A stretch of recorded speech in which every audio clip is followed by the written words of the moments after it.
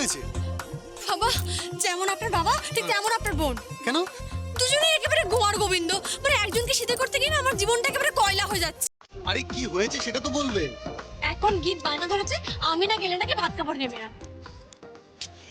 আরে বাবা, এ তো আমার অহংকার। মানে মানে আমার পরিবারের সকলে তোমাকে এত ভালোবাসে। আর ভালোবাসা বলবেন না। এখান থেকে আবার ওখানে যাব, ওখান থেকে আবার এখানে আসবো, মানে কোথায় যাব? বল দিদি, তুই আমাকে কখন সাজাবি? এদিকে আমি তোকে খুব সুন্দর করে সাজাবো। তুই কি রে, তুই তো এখনো ভেজা পোশাকে দাঁড়িয়ে আছিস। জায়গা চেঞ্জ করে নে, আমি এক জায়গায় যেতে হবে আমাকে, আমি যাবো আর আসবো। কেন? যেতেই হয় বাবা, আমায় কলকাতায় যেতে হবে। কলকাতা? কেন এখন আবার কলকাতা যাবি কেন? যেতে হবে বাবা, ওখানে যে আমার ননদটি। আচ্ছা, আমি কি তোমার বোন হতে পারি না? তোমার নিজের বোন হলে তুমি না করতে পারতে? ধুরি, আমার এক বোন আছে ওখানে, আর সেই বোনের পাশে তো আমাকে থাকতেই হবে, তাই না বাবা? তাই তুই একদম চিন্তা করিস না, আমি যাবো আর আসবো। বাবা তুমি একদম ভেবো না, আমি এসে ওকে সাজিয়ে দেবো। সাবধানে যাও, সাবধানে যাও। ছোট করতে বাবু চলুন। হ্যাঁ, ফোনটা দাও।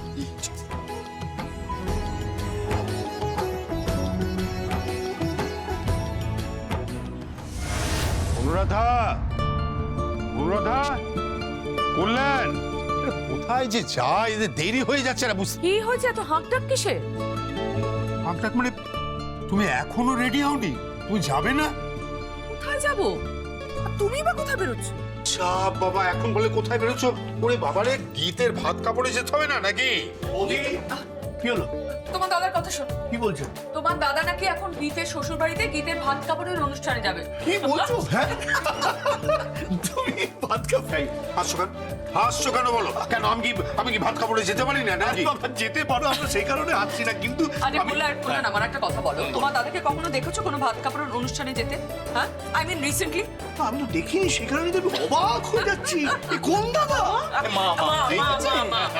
আপনার বড় ছেলে এখন গীতের শ্বশুর বাড়িতে গীতের ভাত কাপড়ের অনুষ্ঠানে যাবে। আপনি শুধু মানজাটা দেখুন। ভাবতে পারছো? আমাকে নিয়ে কিন্তু হাসাহাসি করবে না বলে দিচ্ছি। আমাকে নিয়ে হাসাহাসি একদম করবে না। এই এসে বল, জেঠুকে দেখো। আমরা রেডি। তোর রেডি হয়ে গেছিস? তাহলে তোরা ভাত কাপড়ে যাচ্ছিস তো আমার সঙ্গে? বাহ, আচ্ছা তোরা সবাই ভাত কাপড়ে যাওয়ার জন্য উঠে পড়ে লেগেছিস কেন বলতো? সত্যি মেয়েগুলো একটু পার্লার টার্লারে যাবে, তারপর সেজেগুজে বিকেলের দিকে। ঠিক আছে, যে যেখানে যাক, পার্লারে যাক, যেখানে খুশি যাক, আমি কিন্তু এখনই ভাত কাপড়ে যাবো, এটা আমি বলে দিচ্ছি। আচ্ছা আমাকে একটা জিনিস বলো তো দাদা, তুমি ভাত কাপড়ে যাওয়ার জন্য তো উঠে পড়ে লেগেছো কেন? মানে এখন তো তত্ত্ব নিয়ে যাওয়ার সময়। হ্যাঁ, তত্ত্ব নিয়ে আমি যাব।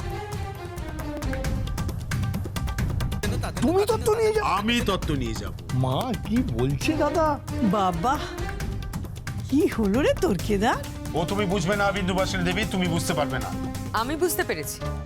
হ্যাঁ, বোঝনি, গীতের ভাত কাপড়ে যমুনা আসছে। ও হ্যাঁ, তাই তো, এবার তো আমিও বুঝতে পেরেছি। কিন্তু দাদা এটা খুব অন্যায় হচ্ছে, জানো তো? মানে ভীষণ অন্যায় হচ্ছে। তোমার বউ মেয়ে তাদের প্রতি কোনো নজর নেই, যত্ন নেই, সমস্ত যত্ন নজর ওই বৌমার প্রতি। মানে বৌমা তখন মেয়ের থেকেও বেশি হয়ে গেছে। আরে কি আজেবাজে কথা বলছিস? আর তাছাড়া যমুনা কোথায় কখন আসবে সে সমস্ত কোনো খবর আমার কাছে নেই। একদম অভিনয় করো না, খুব বাজে অভিনেতা তুমি, ধরা পড়ে যাচ্ছ। আমার কাছে খবর আছে। কে বলেছে? জেঠু, আমি বলেছি। তুই বলেছিস?